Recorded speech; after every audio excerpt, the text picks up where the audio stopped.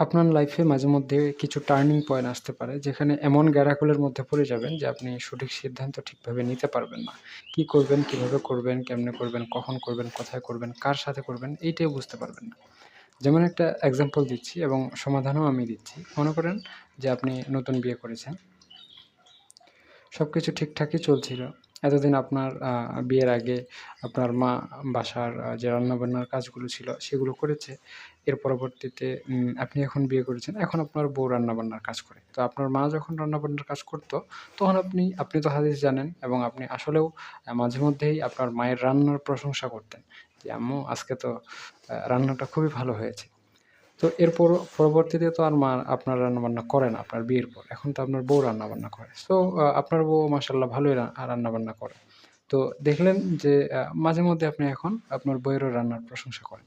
তো এখানে ছোট্ট একটা পেচ লেগে যেতে পারে। সেটা হচ্ছে আপনি যে এতদিন আপনার মায়ের প্রশংসা করেছিলেন সেটা হয়তোবা আপনার মা এখন আপনার বউয়ের যে প্রশংসা করছেন সেটা মেনে নিতে পারতেছেন। তো এখন আপনাকে কথা শোনায়। আপনার মা কিন্তু মাঝেমধ্যে রান্না করে, হ্যাঁ? তো এখন কথা শোনায় যে আমার ছেলেটা তো পাল্টে গেছে, পরিবর্তন হয়ে গেছে। আগে মায়ের রান্না খেত, প্রশংসা করত।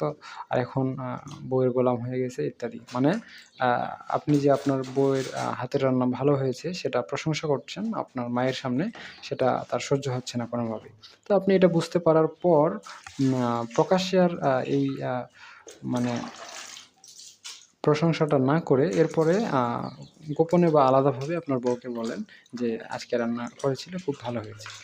তো সবকিছু ঠিক আছে। এরপরে মাঝেমধ্যে আপনার মাও রান্না করে। সো উম তখন আবার আপনি আপনার মায়ের রান্নার প্রশংসা করেন যে, "রান্না খুব ভালো হয়েছে।" কিন্তু এইটা আবার আপনার বউ সহ্য করতে পারে না।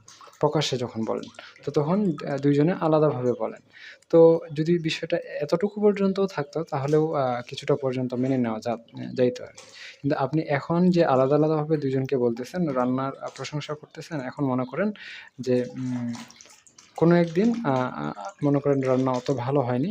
তো তারপরেও মনে করেন সিস্টেম করে আপনি আপনার বউকে বলে দিলেন যে, "আজকের রান্নাটা খুব ভালো হয়েছে।" সো আপনি সাধারণত নিন্দা তো করবেন না, প্রশংসাই করবেন। কিন্তু আসলেই অত ভালো হয়নি। সেটা আপনি তারপরেও হচ্ছে আপনার বউকে বলেছেন, "রান্নাটা ভালো হয়েছে।" আলাদাভাবেই বলেছেন, হ্যাঁ? তো এইটা আবার আপনার আম্মা আপনার বউকে বলেছে, "কেমন রান্না করো? আ রান্না তো ভালো হয় না।" তো এর পরবর্তীতে হচ্ছে গিয়ে আপনার আ বউ আপনাকে বলে, "তুমি তো রান্নার প্রশংসা করলা। আর তোমার আম্মা তো রান্নার প্রশংসা করল না। তাহলে আম কেমন হয়ে গেল?" আর এদিকে আ আপনার বউ আপনার হচ্ছে মাকে বলেছে যে, "আমার স্বামী আপনার ছেলে তো রান্নার প্রশংসাই করল। আপনি আবার নিন্দা করতেছেন কেন? রান্নাটা তো মনে হয় ভালোই হয়েছে।" আর এই বিষয়টা আপনার মা জেনে আবার কেচাল লাগায় দিছে এবং আপনাকে বলতেছে যে, আচ্ছা তুমি এখন সরাসরি বলো না, প্রশংসা করো না, আলাদাভাবে যাই বলো। এখন তো তুমি পর হয়ে গেছো।" মানে ইমোশনাল ব্ল্যাকমেইল করার চেষ্টা করে। ঠিক আছে? আর কখনো উল্টাও হয় যে আপনার আম্মার হাতের রান্না ভালো হয় না, অতটা ভালো হয় না। তারপরেও আপনি প্রশংসা করেন আলাদাভাবে। হ্যাঁ? তো তখন আপনার বউ আবার আপনার মাকে খোঁচা মেরে বলে যে, "রান্না তো ভালো হয়নি।" আর আপনার মা মানে তখন আপনার বউকে উত্তর দেয় যে, "না, আমার ছেলে তো বলল যে ভালোই হয়েছে। তুমি কেন বলতেছো ভালো হয়নি?"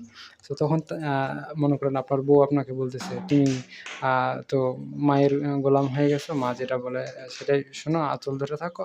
তো আলাদাভাবে বলো, এখন তো আমি পর হয়ে গেছি, আমি তো পরের মেয়ে" ইত্যাদি। সো এইসব ঘটনাগুলো বুঝার পর আপনি মোটামুটি মনে সিদ্ধান্ত নিলেন, ঠিক আছে, এখন থেকে কারোই রান্নার প্রশংসা করব না।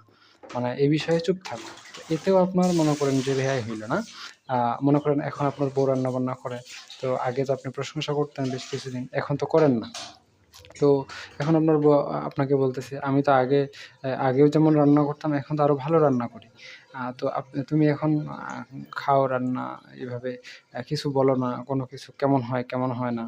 এখন তো তুমি পর হয়ে যাচ্ছ। আবার মাঝেমধ্যে আপনার মাও রান্না করে, হ্যাঁ? তো আপনি তো আগে প্রশংসা করতেন, এখন আর করেন না ওই যে ভেজালের জন্য।" তো সেও আপনাকে বলে যে, এখন হচ্ছে কিছু বলো না, তুমি তো বউয়ের গোলাম হয়ে গেছো।" মানে উভয় পক্ষ থেকেই সমস্যায় পড়ে যাচ্ছেন। সরাসরি আ মনে করেন পাবলিকলি আপনি যদি প্রশংসা করেন, যেকোনো একজনের প্রশংসা করলেও আরেকজন ক্ষেপে যায়। আলাদাভাবে বললেও সেটা পরবর্তীতে সিরিয়াস বিষয় ধারণ করে। আর না বললেও আপনি প্রবলেমে পড়ে যাচ্ছেন। তো এই পরিস্থিতিতে আমার এক পরিচিত পড়েছিল। সেম কাহিনীটা ওনারই বললাম। তো উনি আবার খুব সুন্দরভাবে এটা হ্যান্ডেল করেছে। সেটা কি মাঝে মধ্যে যখন বউ রান্না করে তখন অতিরিক্ত লবণ দিয়ে দেয় কখনো। অতিরিক্ত বলতে যতটুকু খাওয়া যায় তার মধ্যে একটু বেশি। মাঝে মধ্যে মানে মানে সুযোগ নিয়ে আলাদাভাবে যেন তরকারিটা অতটা মনে করেন বুঝতে না পারে, অতটা খারাপ ভালো না হয় আরকি। কখনো, কখনো মরিচের গুঁড়া বেশি দিয়ে দেয়, কখনো হলুদ বেশি দিয়ে দেয়। মায়ের বেলাও সেম টু সেম। এখন এই বন্ধু আমার করছে কি সে এখন খোঁচা মেরে কথা বলে ওর বউকে যে, "আগে তো তুমি ভালো রান্না করতা, এখন তুমি ভালো রান্না করো না কেন? তুমি তো এখন পর হয়ে গেছো।" আবার মা যখন মাঝে তো এটা করার পর এখন ওর আম্মা বলে, "ঠিক আছে আজকে এখন থেকে আমি বেশি, বেশি রান্না করব। দেখি আমার রান্না খেলে ছেলে প্রশংসা করে কিনা।" তোর মাও রান্না করে, মাঝে মধ্যে সেও কি করে, যায় লবণ কখনো বেশি দিয়ে দেয়, কখনো হলুদ বেশি দিয়ে দেয়। মানে তরকারিটা যেন হচ্ছে অতটাও সুস্বাদু না হয় সেই বিষয়ে একটা প্রয়াস চালায়। তো এরপরে ওর মাকেও বলে, "আম্মা তুমি তো আগে ভালো ছিলা। এখন তো তুমি আ হচ্ছে গিয়ে পর হয়ে গেছো। হ্যাঁ? এখন আমাকে আগের মতো ভালোবাসো না। তোমার হচ্ছে রান্না-বান্নার মধ্যেও মনোযোগ থাকে না।" হ্যাঁ? তো এখন এই বন্ধুটা আমার তার বউ এবং মাকে ইমোশনাল ব্ল্যাকমেইল করার চেষ্টা করে। উদ্দেশ্য এটা না যে ব্ল্যাকমেইল করবে। উদ্দেশ্য হচ্ছে যে তাদেরকে যেহেতু তাদের ঝগড়া যেহেতু থামানো যাচ্ছে না, তাদেরকে যেহেতু কন্ট্রোল করা যাচ্ছে না, কিভাবে করব? তো সে আরকি এই পদক্ষেপটা নিয়েছে। এখন সে বলে যে, "এখন মোটামুটি আমি একটু নিশ্চিন্তে বাসায় থাকতে পারি, খাইতে পারি, রান্না যেমনই হোক। কারণ এখন ২ জনই আমাকে তেল দেয় এবং আমি ২ জনকেই কথা শোনাই।" তো আগে যেখানে তারা বউ এবং শাশুড়ি একে অন্যের পিছনে লেগে থাকতো, হ্যাঁ?